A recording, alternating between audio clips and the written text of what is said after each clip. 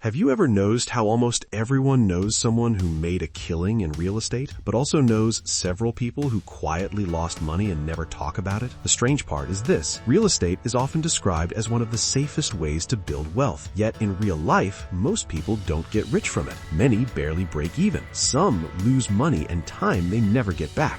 Not because they're careless, not because they're unintelligent, but because they misunderstand what real estate actually is. Let's walk through a very ordinary situation. You're in your late 20s or early 30s. You live in the US, the UK, Germany, France, or somewhere similar. You earn around $70,000 a year, or 60,000 euros, or 50,000 pounds. After tax, that becomes roughly $4,200 per month. Here's where that money usually goes. Rent or mortgage is about $1,500. Car payment, fuel, and insurance around $600. Student loans or personal loans, $300. Groceries, $400. Phone, internet, and subscriptions, $200. Eating out, coffee, and social life, $400. Credit card payments, $250. That's already about $3,650. So on a good month, you might have $500 to $600 left. You're not broke, you're not rich, you're financially stretched, like most people. And somewhere in the background, you keep hearing the same message: buy property. That's how people build wealth. So you start thinking about buying an investment property, not tomorrow, but maybe next year, or when you get a raise, or when interest rates come down. And that's where the story usually begins. The hidden mistake isn't buying property. It's buying property as a lifestyle upgrade instead of as a financial instrument. Most people treat real estate emotionally. They want a nice property. They want it in a good area. They want it to feel right. They want it to look like success. But real estate doesn't care how it feels. It only responds to math, and the system quietly pushes people in the wrong direction. Banks approve loans based on income, not risk. Developers sell dreams, not spreadsheets. Social media shows profits, not cash flow. And no one talks about the years when nothing works. So people enter real estate with the wrong expectations, the wrong calculations, and the wrong timeline. Let's run through a very typical example. You buy a property for $400,000. You put 20% down, that's $80,000. You take a $320,000 mortgage at 6.5% interest. Your monthly payment is roughly $2,000. Now add property tax at about $350 per month,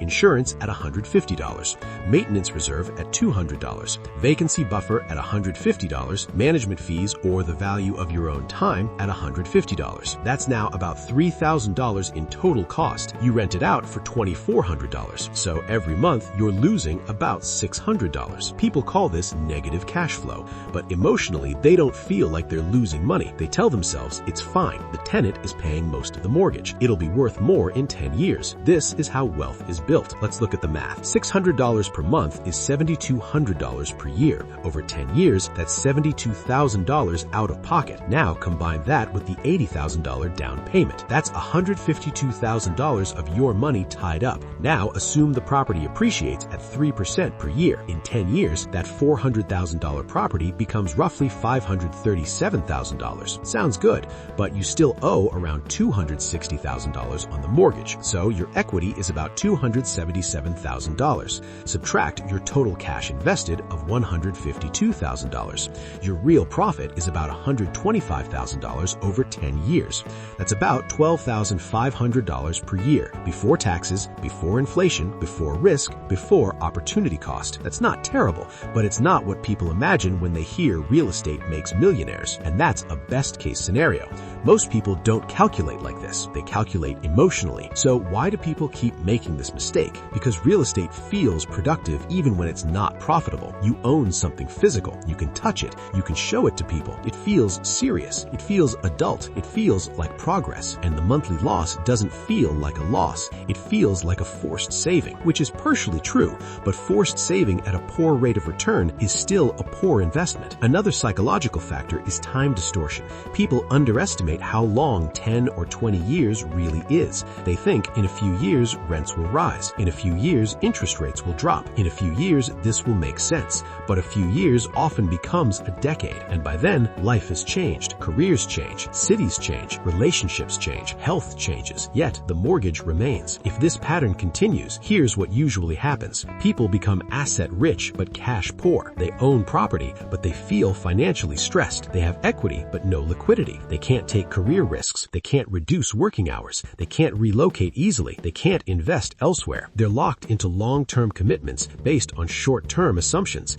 And when something goes wrong, a job loss, a medical issue, a tenant vacancy, a market downturn, the stress compounds. Not because real estate is bad, but because it was approached emotionally instead of strategically. Financially intelligent people think about real estate very differently. They don't ask, can I buy this? They ask, does this improve my financial position or just my lifestyle image? They don't start with the property. They start with the numbers. They care less about how the building looks and more about how the spreadsheet behaves. They understand that real estate is not about owning property. It's about controlling cash flow, risk, and time. They accept that a boring property with good numbers beats a beautiful property with bad numbers. Slow, steady returns beat emotional wins. Liquidity matters more than ego. Flexibility matters more than status. They also understand something deeper. Real estate is not a wealth creator by default. It's a wealth amplifier. If your finances are weak, real estate magnifies your stress. If your finances are strong, real estate magnifies your stability. Smart investors don't rush into real estate. They prepare for it. They stabilize their income. They reduce high-interest debt. They build liquidity. They understand opportunity cost. They understand risk. And when they finally buy, they don't rely on appreciation to save the deal. The deal works from day one. Not perfectly, not magically, but mathematically. Let's look at a different path. Same person, same income, same city. Instead of rushing into a property, they spend 5 years building financial stability. They pay off high-interest debt. They build a strong emergency fund. They invest steadily in low-cost index funds. They increase their income gradually. They learn how real estate actually works. After 5 years, they still buy a property, but now they have a larger down payment. They can handle vacancies. They don't rely on appreciation. They choose based on cash flow, not aesthetics. And emotionally, they feel calm, not pressured, not because they're smarter, but because they're patient. So why do most people lose money in real estate? Not because real estate doesn't work, but because they buy emotionally. They calculate optimistically. They ignore opportunity cost. They underestimate time. They overestimate appreciation, and they tie up too much of their financial life in one asset. They treat real estate like a lifestyle decision with financial benefits instead of a financial decision with lifestyle consequences. The people who succeed in real estate don't look impressive early on.